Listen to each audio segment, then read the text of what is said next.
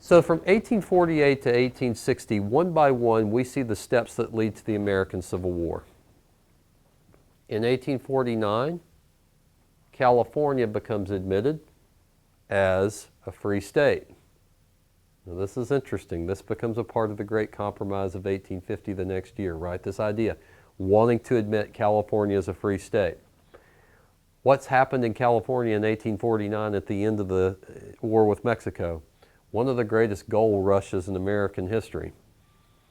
And by the way, there are settlers coming into California from all parts of the Union and that are coming into California from Asia. So whenever the population of California, right, is going to come into the Union as a state by 1850, one of the things that's interesting to note about California is that it already had one of the most diverse populations in America by the time it entered into the Union and achieved statehood. But because of the Compromise of 1850, California is going to come in as a slave state. Southerners are up in arms because that does what? Well, it upsets the apple cart, this idea of the balance of free and slave states. However, the Compromise of 1850 establishes a tougher fugitive slave law. Southerners are excited about this, right? It also abolishes the slave trade in the District of Columbia. Northerners get a concession. But the New Mexico and Utah territories, now keep leaving Utah out as one of those states that came in because of the Treaty of Guadalupe Hidalgo, but the Utah territory and the New Mexico territories were set up to become states under the guise of the policy of popular sovereignty. This is dangerous. What does this mean?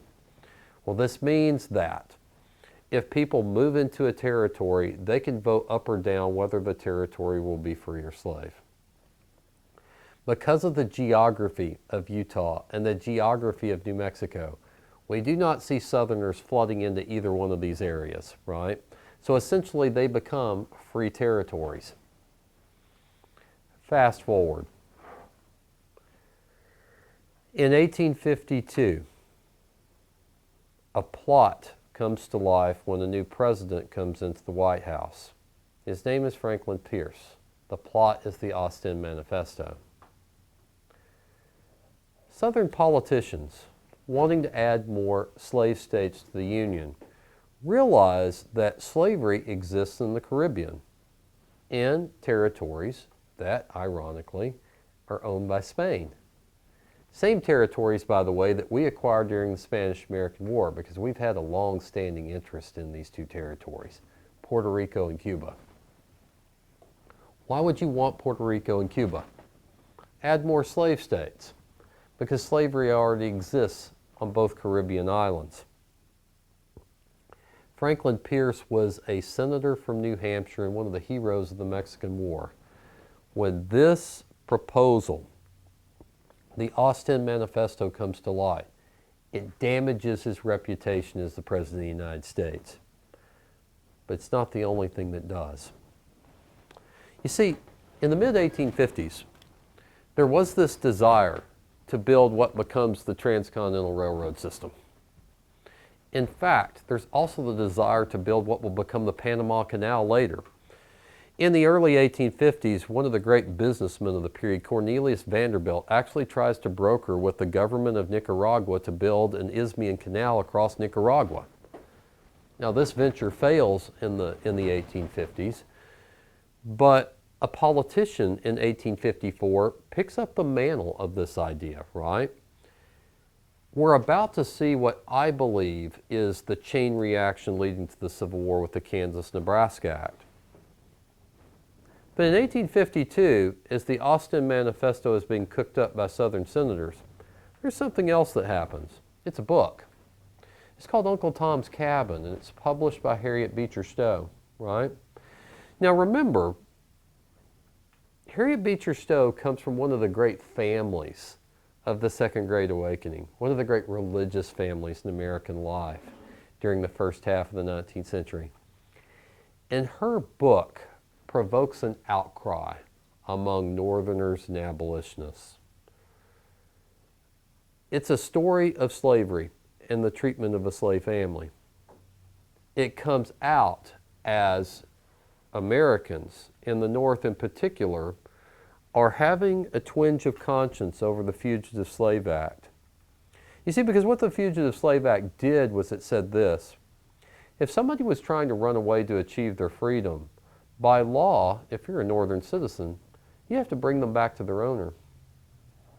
Northerners don't exactly want to do this by and large, but they also don't want to break the law.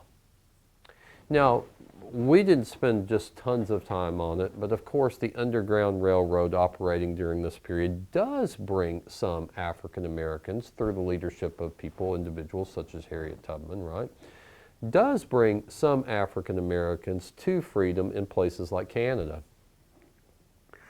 But the real event in my mind that begins this process of getting us to Civil War is the Kansas-Nebraska Act, and this issue of a transcontinental railroad, and the issue or policy of popular sovereignty, right? Stephen Douglas is an Illinois politician, and in 1854, he's thinking about running for the presidency in the near-term future. What Douglas wants to do is build a transcontinental railroad system that has its terminus in his home state of Illinois at Chicago, a growing Midwestern city, and connect it all the way to California, right? Now, let's think about this for a moment. That would connect the gold rush in California and the growing mining industry with the growing industrial cities and commercial agricultural centers in the north. Douglas sees this as a win-win. The problem is, in order to build it across the territories or the land of the Louisiana Purchase, he needs to begin the process of creating territories and then later, of course, carving this land into states. And so in 1854, when the Kansas and Nebraska territories are organized, they become organized under this pathway or with this political principle of popular sovereignty. Well, what does that mean? Well, again, it means that the people who live in this territory can vote up or down to decide, after forming a constitution, whether or not the state would be free or slave. We have to go back a moment. Hopefully you guys are writing this down. Because in 1820, there was already a compromise line that was drawn that prohibited slavery by the 36th and 30th parallel. We refer to that, of course, as the Missouri Compromise.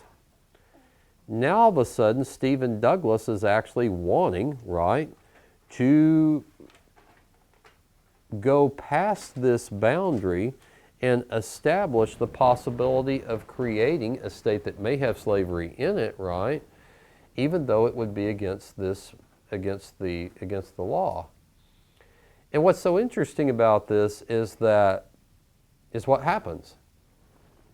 Of course, free soilers or settlers that do not want to have slavery and want the growth of commercial agriculture from places like northern Missouri and places like southern Illinois and Iowa move into Kansas, move into the Kansas-Nebraska territory. And slave owners from Arkansas and southern Missouri also move into the Kansas territory. Well, the slaveholders tried to set up a territorial government, and they tried to get the territory to come into the Union as a slave state. Eventually, by 1856, there is a civil war brewing in Kansas over this issue.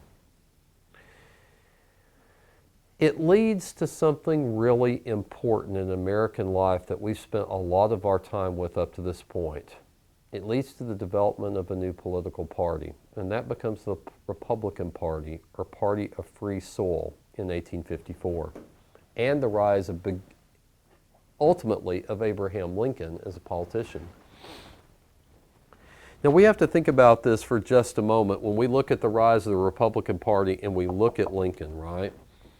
Republicans do not want, now they're not abolitionists yet, okay, but they do not want the expansion of slavery coming into the new Kansas and Nebraska territory. Why? Because it again does what? It stunts the development of commercial agriculture and it stunts the development of economic growth, right? And so we have to think about this for just a moment, right? Because of the crisis that is occurring in Kansas, the Whig Party divides over the issue of slavery and eventually falls apart. The Republican Party comes out of its ashes. The Democratic Party becomes the party of the South and the party of the expansion of slavery, ultimately. The Republican Party slowly becomes the party of free soil, free markets, a market economy, industrialization in the North, the growth of infrastructure. In other words, the Republican Party really took on the mantle of the Whig Party that came before it, right? Abraham Lincoln himself had been identified as a Whig, right? During the Mexican War, Abraham Lincoln made a name for himself protesting against our involvement in the Mexican War. By 1854, Lincoln's running for higher political office. By 1858, he's decided to challenge Stephen Douglas for his Senate seat in Illinois. We need to remember something about Senate seats, right? Up until 1913, U.S. senators were selected by state legislatures. In Illinois at the time, Democrats, the party of Stephen Douglas, actually had the majority in the state legislature. In other words, Lincoln's running an uphill battle in 1858 against Stephen A. Douglas. But this is what's important to note. Lincoln begins the process, and he has some fumbles in the Lincoln-Douglas debates, but he begins the process of defining what the Republican Party stands for versus where Douglas stands. The issue of slavery is a part of the equation, but the issue of a free market economy and growth is another part of the equation. Perhaps the most important part of the equation is what Lincoln defines as the Declaration of Independence, by definition for all Americans. In other words, that America is built on the idea of the equality of opportunity, right? Lincoln begins the process of defining himself as the standard-bearer candidate for the Republican Party's emergence into the presidential election of 1860. During the rise of the Republican Party and the crisis in Kansas, another figure emerges, and his name, of course, is John Brown, perhaps the first domestic terrorist in American life, right? John Brown's famous for his raids in which he kills pro-slavery members of a pro-slavery group near Pottawatomie, Kansas in 1856. Brown's a staunch abolitionist. And after Lincoln's failure to win the Senate seat in Illinois, but establishing himself as a national political name in 1858, in 1859, and this is after the caning of Charles Sumner by Preston Brooks on the House floor, this is after the politics have become so divisive in American life that it looks like there is no course but war.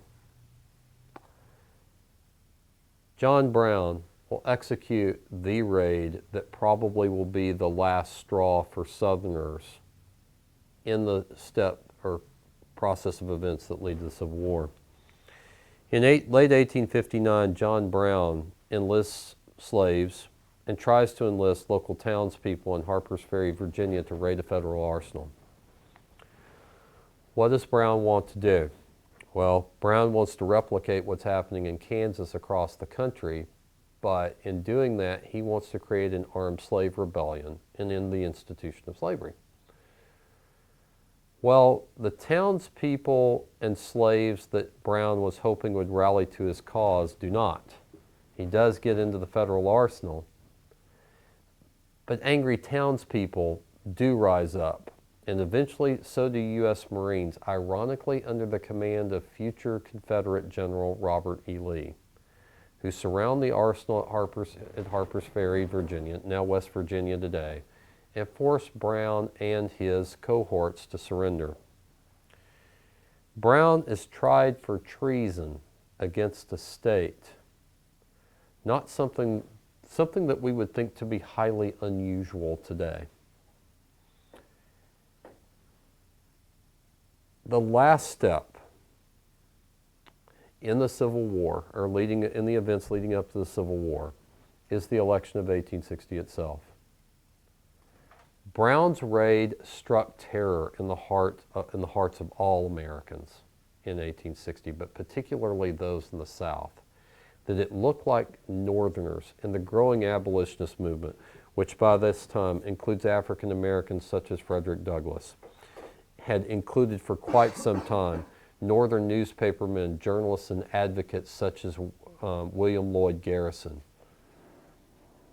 The abolitionist movement had a much larger voice by 1860 than it did in the beginning in 1830 and before the war with Mexico.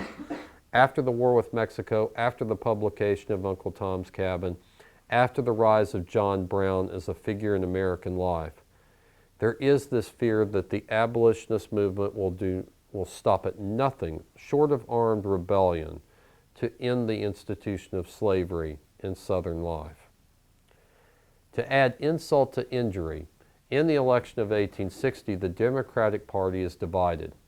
Northern Democrats favor Stephen Douglas and these ideas of popular sovereignty as the country moves into the West.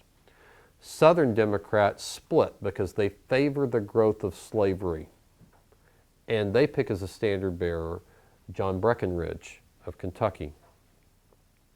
Lincoln's not even on the ballot in most Southern states. But this is the issue. With the Electoral College and the growing population of the North, Lincoln doesn't need to be. And in 1860, for the first time in American history, a political party that's hostile to the interests of the South now has a figure in the White House in Abraham Lincoln. When the Civil War begins, and I think this is interesting for us because now we step into the next period, right? Although we've been talking about the next period here and there, right? When the Civil War begins, we have to understand something real quick. Lincoln's objective is simply keeping the Union together, right? However, the Northern Army, particularly in the East, right, suffers a series of tremendous setbacks, a series of defeats in 1861 and 1862 in the early stages of the war. The war began in South Carolina on April 12, 1861 with the firing on Fort Sumter in Charleston Harbor. Southerners claimed a number of early victories in 1861 and 1862. But in 1862, during the war in the West began to change dramatically towards the Union cause. That's largely because of the efforts of Ulysses S. Grant. He captures first Fort Henry and then Fort Donelson on the Cumberland and Tennessee rivers. He wins a tremendous victory at the Battle of Shiloh and begins the process of marching through the heartland of the Confederacy to split it in two. In order to prevent that from happening, Southern armies in late 1862 mount two offensive invasions, one into Maryland and one into Kentucky. Both of those invasions fail with Northern victories at Antietam, the bloodiest day in the entire Civil War and in American history, and at Perryville in Kentucky. But this gives Lincoln the opportunity to change the complexion and the plane of the war. On January 1st, 1863, Lincoln's Emancipation Proclamation is issued. And how does this change the war? Well, it changes the war by basically stating, quite simply, that all of the people who are enslaved in states that are in rebellion against the Union or against the United States are now free. And so Lincoln changes the issue of the Civil War for being about just reunification of the two halves of the country to being a moral crusade for actually fulfilling this idea of equality of opportunity for all Americans by ending the institution of slavery.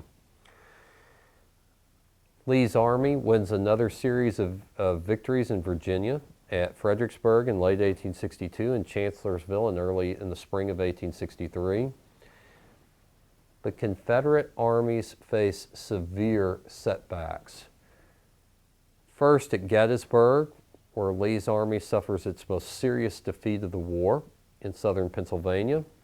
And then also a day later, on July 4th, 1863, when Grant takes the last stronghold on the Mississippi River in the Battle of Vicksburg.